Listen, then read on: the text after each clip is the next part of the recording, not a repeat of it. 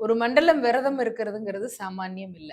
அந்த ஒரு மண்டல விரதத்தையும் பூர்த்தி பண்ணிட்டு, அப்புறம் பார்த்தீங்கன்னா, உடம்புல அப்படி ஒரு எனர்ஜி வரும் அதுவும் தான். செருப்பு இல்லாம வெறும் கால்ல நடக்கின்ற போது. நடக்கிறதுல தொடங்கி நம்ம உடை, எளிய உணவு, கட்டுப்பாடான வாழ்க்கை, 2 நேரமும் அதிகாலையிலயும் சரி, இரவு நேரத்திலயும் சரி, சுடுதண்ணீல தான் குளிப்பேன்னு சொல்ற ஆள் கூட பச்சை தண்ணீல குளிப்பாங்க. பரவாயில்லையே! 7 பர்சன்ட்னா குளிச்சாகணும்.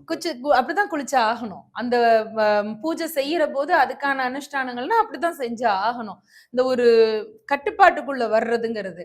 நான் என்ன சொல்லுவேன்னா, எப்படி வேணாலும் ஓடு அப்படின்னா, அப்படி ஓடி போய் ஜெயிக்கிறதுங்கிறது பெருசு இல்ல. இதான் ட்ராக்கு. இதான் தூரம். கூட ஓடுறவங்க இவ்வளவு பேரு. இவ்வளவுதான் நிமிஷம். நீங்க இந்த ஃப்ரேமுக்குள்ள ஓடி ஜெயிக்கிறீங்க பாருங்க. அதான் ஜெயிப்பு. அதுதான் வெற்றி. இதுதான் வாழ்க்கை. இப்படித்தான் எளிமையா இருக்கணும். இப்படித்தான் எளிமையான உணவு. இவ்வளவு கட்டுப்பாட்டோட இருக்கணும். நீங்க ராணுவ வீரர்கள பார்க்கிறபோது நமக்கு ஏன் ஒரு மரியாதை வருது? அவங்க எவ்வளவு கட்டுப்பாட்டுல இருக்காங்க. உண்மை.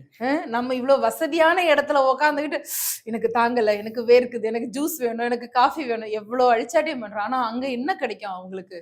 4 நாளைக்கு 5 நாளைக்கு முன்னாடி செஞ்ச ஏதோ ஒரு உணவு. அதுவும் வந்து ஆறி அளந்து அப்படி போயிருக்கும். அது அசைவமா இருக்கலாம், சைவமா இருக்கலாம். இருக்கிறத சாப்பிட்டுட்டு சில சமயம் சாப்பாடே இல்லாம எல்லையில நிக்கிறாங்கல்ல.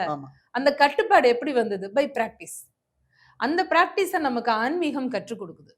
எதனால கற்றுக் கொடுக்குது? நீங்க சும்மா கண்மூடித்தனமா நம்ம ஆன்மீகம் சொல்லாது. அங்க ஒரு ஹீரோ இருக்காரு. யாரு? ஐயப்பன்.